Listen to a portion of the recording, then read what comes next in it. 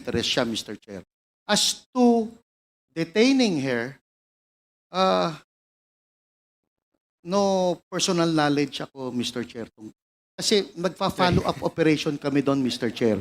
During that time, we are busy conducting follow-up investigation and operation on other sites. Kung nasaan na ando ng mga warehouses, Mr. Chair. DG, ikaw ang head of the agency. Kailangan po alam nyo yun. Diba? So, kung yung mga subordinate nyo, in-interrogate siya, you will approve it. Kasi, hindi ho pa biro-biro to kasi kanina pa ako nakikinig. Kasi si Jed, si Ma'am Jed, nakulong siya na walang warrant of arrest. Parang kidnapping po ang ginawa nyo eh. Parang ganyan nakikita ko kung walang warrant of arrest kung hindi nyo binalik si Ma'am Jed. I believe, Mr. Chair, hindi naman siya nakulong for... Hindi ko alam, Mr. Chair. I don't have the knowledge eh. Kaya hindi kita masagot, Mr. Chair eh. Hindi ko alam kung ilang araw ba siyang nakulong doon, Mr. Chair.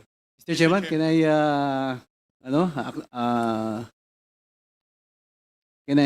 Yes, no? Congressman Acop, Congressman with the Acop. indulgence of SDS Gonzales. Gerald Wilkins, si Madam Jed Silapit ay dalawang beses na kinuha ng PDEA. If I remember it right. One, when you went to the apartment, kinuha siya.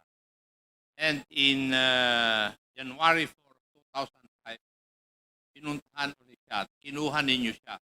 And after that, hindi na siya nakalabas. Yun ang katotohanan. And it is on record ng PDEA blatter na binabasa ko. And I do not know the reason why. You do not know. Parehas tayo nanggaling sa police, di ba? You are more ranking than Colonel Acerto. Tama. Pareho lang kami nun, Mr. Chair. Pero yung issue ay drugs. Tama? Yes, Mr. Chair. And pursuant to the law, lahat ng operation ng police tungkol sa illegal drugs, it should be coordinated with PDEA. Pursuant to the law. Tama? Yes, Mr. Chair. So in other words, sa joint operation na binabanggit mo, ikaw ang overall ground commander. Yes, Mr. Chair. And you are the one responsible for what your men will do and will not do. Tama? Yes, Mr. Under Chair. the principle of command responsibility. O bakit Yes. dinideny mo ngayon na hindi mo alam? You should accept responsibility for all the things that your people did outside the bounds of law. Di ba? Turo sa atin yan eh. And now, here, naririnig ko yung sagot mo kay SDS. You do not know anything about it. Inihuhulog mo na yung mga tao mo. And that is not supposed to be the case for a commander. Di ba? Kaya sagutin mo si Juan, si SDS ng tama. You are the overall commander of the joint operation. Kung ano man ang mali doon, sagot mo dapat. Kasi ikaw ang commander eh. Yes, Mr. Chair. Yes, answer the questions of the SDS properly. Kasi nagtataka ako. Parehas tayo ng pinanggalingan. Pero hindi ganyan yung pagkaturo sa akin. Thank you, Mr. Chair. Thank you, Congressman Acop. With the indulgence again of Congressman Okay, I will give the Gonzales. floor to Chairman Okay, Caraps. Congressman Paduano, you are recognized. Chairman, anyway, naunahan lang ako ni Chairman Acop. Kasi, General Wilkins, eto, last warning ko sa iyo sa nangyari, you're lying. Gusto mo i-cite ko na? Paano-ano pa yung mukha mo eh? You're not respecting this committee. And I warn you, this will be the last. Kanina nang tinatanong kita, akala mo hindi kita babalikan?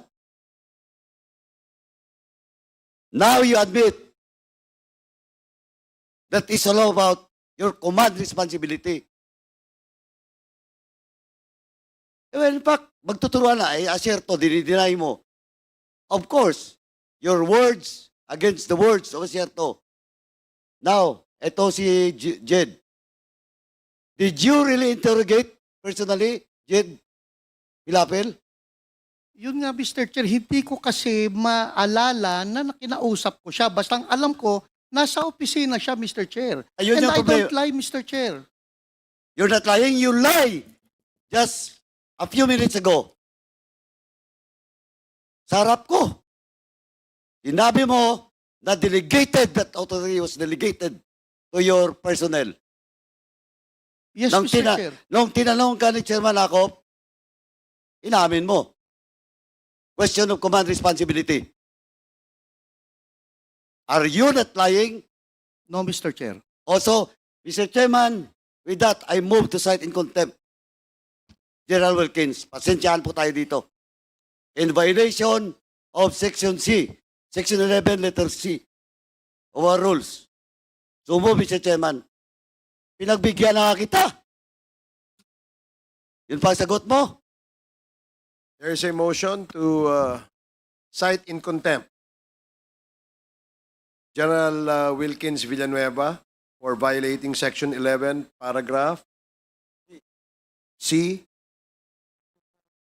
refusal to answer relevant questions from the committee. This was duly seconded. And do I hear any objection? Hearing none, the motion is approved. Mr. Chairman, can I move for 1 minute suspension?